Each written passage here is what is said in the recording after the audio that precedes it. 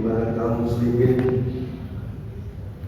saat itu pernah kalah dalam perang Uhud.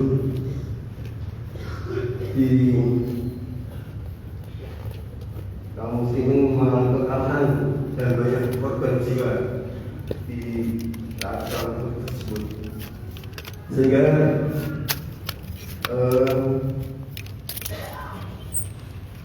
banyak kaum muslimin yang merasa sedih dan merasa lemah. Di saat itu kemudian Nabi Muhammad SAW menerima wahyu, menerima wahyu dari Allah pada surat Al-Imran ayat 139. A'udzu billahi minasyaitonir rajim. Bismillahirrahmanirrahim.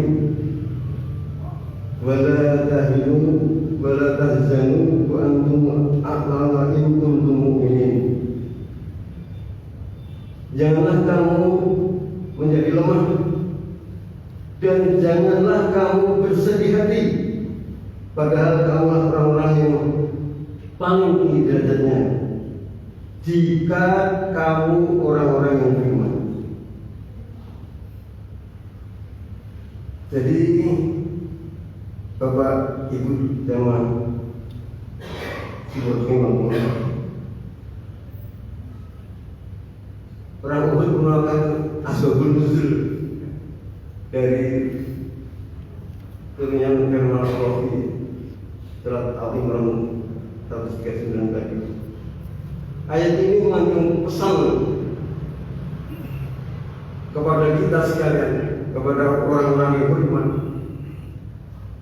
yang tanpa dipaksa begitu mendengar azan ya dari Mas Wahid Jayanto, kita segera langsung ambil air wudhu, kemudian bergerak menuju masjid. Bahkan dalam keadaan hujan panas, begitu mendengar suara azan kita langsung bergerak. Inilah orang-orang yang beriman.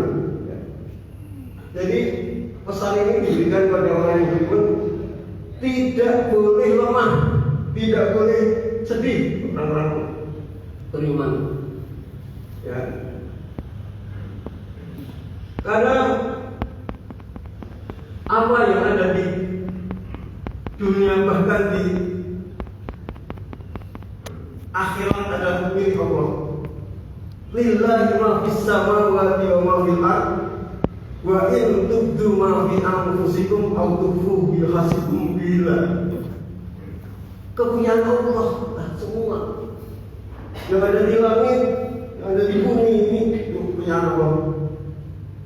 Sehingga kenapa kita harus sedih? Kenapa kita harus lemah?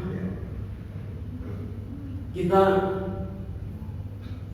semua ada dalam genggaman Allah.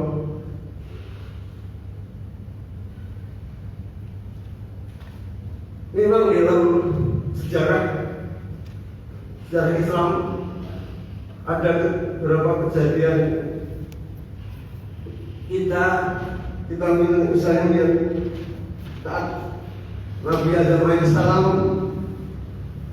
dihasut oleh iblis, ya, untuk mendekati pohon yang dilarang, buah kulbi, ya. Kemudian Allah dan mengeluarkan Adam dan istrinya keluar dari surga. Ini contoh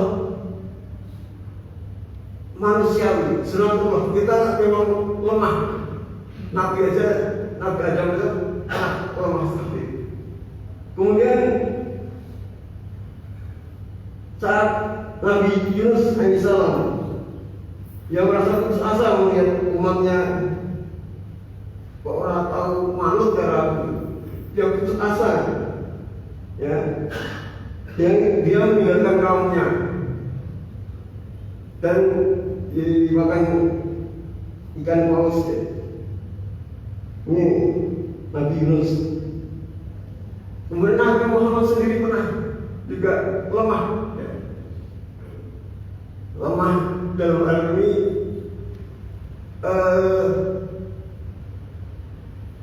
masa melanggar aturan dari Allah saat dia bermusyawarah dengan kaum kafir Quraisy, penggede-penggedenya ya. Kemudian datang seorang tuli ya, menanyakan tentang agama Islam. Nabi saat itu, saya itu punya target kaum kafir Quraisy ini, pembesar-pembesar ini nanti dari masuk Islam kok diganggu oleh seorang ya, buta datang minta penjelasan tentang agama Islam. Dia sempat orang Jawa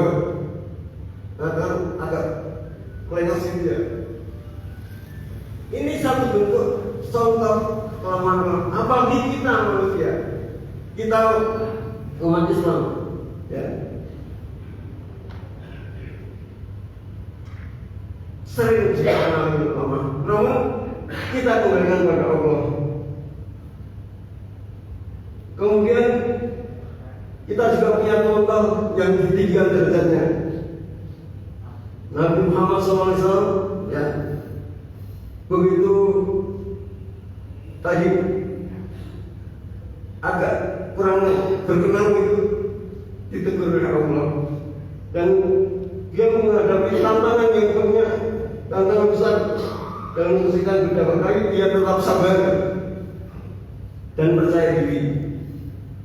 Ini ditinggikan derajatnya. Kemudian Nabi Ibrahim ketika di perintahkan untuk menyembelih Ismail anaknya, ini juga dia bisa menentang iblis jika dia melaksanakan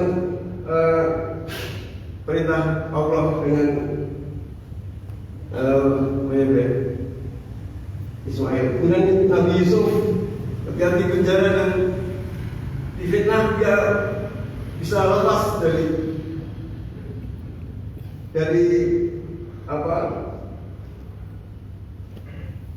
suasana yang begitu menyakitkan, begitu dia menjadi sedih, dengan dia tetap sabar. Nah kemudian Bapak, Ibu dan jemaah sebuah rahimahullah, mari dengan berbagai contoh tadi, kita sebagai umat Islam, umat yang beriman. Kalau waktu saya SD dulu, iman itu gampang ya disebutkan ya. Ya, iman itu ada di dalam hati, diucapkan dengan lisan, diamalkan dengan anggota badan. Ini definisi yang aneh banget, pelaksananya sangat berat dan banyak gangguan. Maka kita sebagai umat Islam dilarang untuk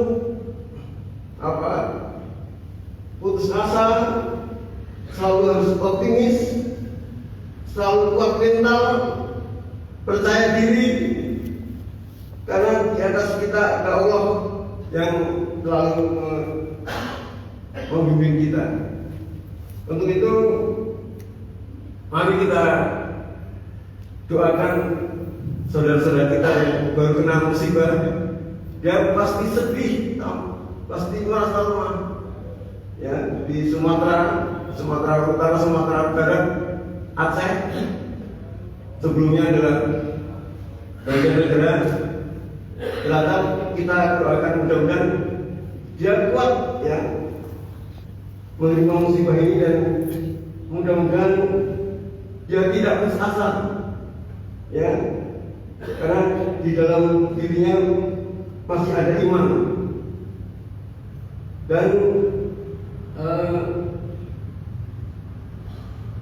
karena Allah, ini yang terakhir, Allah berfirman di dalam surat Al-An'am ayat 11, illal ladzina sabaru wa ma'amilu sholati ulaika lahum maghfiratun wa ajrun kabir. Kecuali orang-orang yang sabar terhadap bencana dan mengerjakan amal-amal soleh, mereka itulah memperoleh ampunan dan pahala yang besar. Quran surat Al-An'am ayat 11. Jadi kita doakan mudah-mudahan Ganjar tetap iman, tetap sabar, sehingga apa yang ditimpanya bencana yang dia terima akan menjadi pahala yang besar dan Allah memberikan ampunannya. Saya kira demikian apa yang kami sampaikan. Terima kasih atas perhatiannya. Usikum wa nafsi bitaqwallah. Mari kita akhiri dengan bersama-sama membaca hamdalah dan doa kafaratul majelis. Alhamdulillahirabbil alamin. Subhanallahumma wa bihamdika asyhadu an la ilaha illa anta astaghfiruka wa atubu ilaik. Wassalamualaikum warahmatullahi wabarakatuh.